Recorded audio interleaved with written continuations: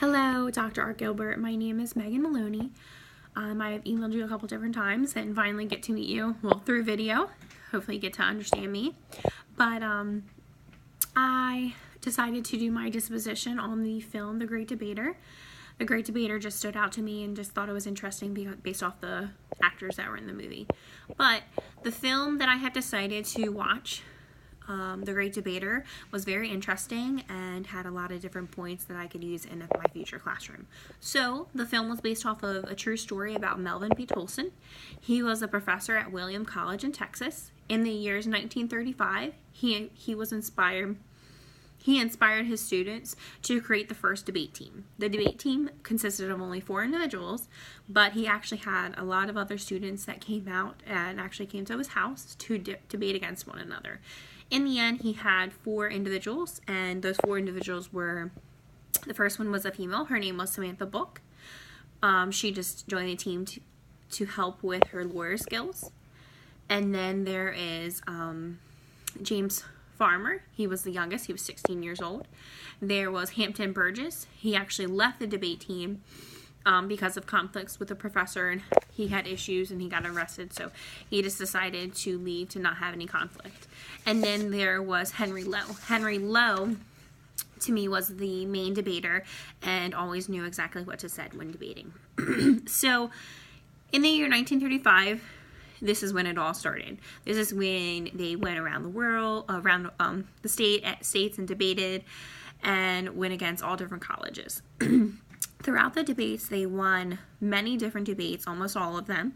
Only a few they didn't win. But the grand finale of the whole movie was that they got to go against Harvard. That took some time, though, because they had to go and travel to all different states and go to different colleges and to even gain respect of these other colleges. No one really wanted to debate with them because they were all African American students, and all these white colleges didn't even want to debate. If they did debate with them, some colleges had a separate location where they debated. They did not even debate with them at their school. But while they were traveling, one of the instances that happens was that the students were trying to go to like a motel or hotel at the time, and they actually saw an African American individual who got tarred and feathered and lit on fire and was hanging out in the tree. So this was a experience that they got to go through, and the people that were actually doing that to the African American individual saw that they were all African American in the car, and then decided to chase them and try to capture them because they were just African American. That's just one of the things that stood out to me during the film while they were trying to get ready for the debate and travel. They also did a ton of research. They had to work together and use different skills and pull information to even be ready for these debates. So they actually got an invitation to Harvard, and once they got the invitation, they got to go there, which was just amazing. The invitation actually was because of the one debater I mentioned earlier. His name was Henry Lowe, and he wrote a letter describing his entire experience in life and everything, and then they accepted them. So the first debate between the United States and this was the first debate that actually was against African American and Caucasians. So this went on broadcasted all across America, and everybody got to see it. So to me, this was a lifelong learning situation. During that time frame, people could have learned a lot just by watching this film or being around this and being exposed to that. So in the movie, there was an arrest by the professor, and there was also a riot. So all of these different things actually just built upon to go toward the debate. So I thought the film was interesting, and in the beginning, before I even picked it, I just thought that the characters seemed interesting, and I thought that I didn't know much about debates, and I thought that this would be an interesting movie to help learn about debates and possibly get information for me in my future classroom. So the next part I want to talk about is how there was, lifelong learning goal situations, cultural awareness, and diversity. So the lifelong goals and learnings that I got from this was that, individuals all around the world have their different views and they think differently. But in the end, they are all individuals. They're all people. So in my classroom, when I have students, I cannot judge a student by their race or by their learning disability or whatever they might have. I need to all think of them as students. They're all individuals, and they all need to be the same. They all get treated the same no matter what.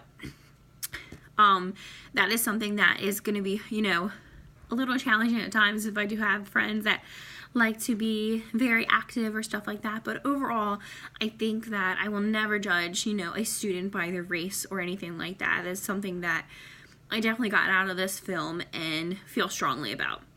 And I suggest any teachers that have a different view, they need to watch this video so they can feel differently about that. It is very diverse.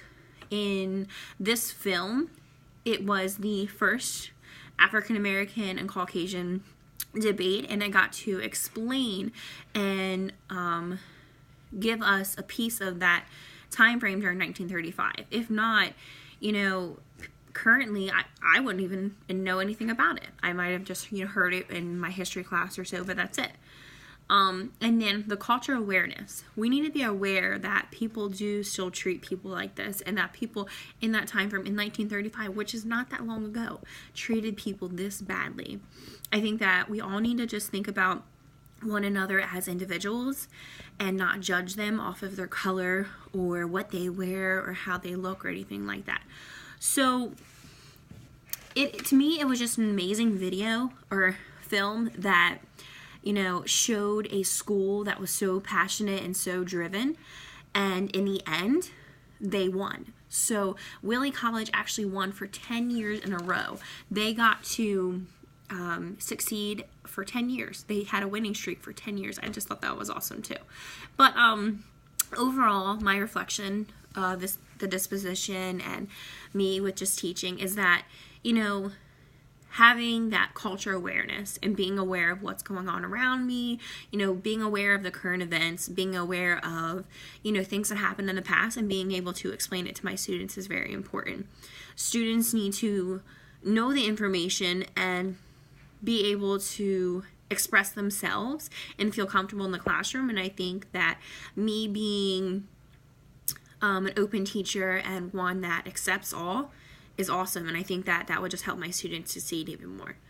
Overall, the lifelong learning for me was awesome. To me, I can go just watch that video or the film over and over again, and I just get chills every time I watch it. I just thought it was really interesting, and so many different events and situations that stood out to me the more I watched it. But overall, thank you for letting me pick this film for my disposition. I really did enjoy it, and I'm going to use the skills that I got from this disposition for my future classroom. Thank you. Bye.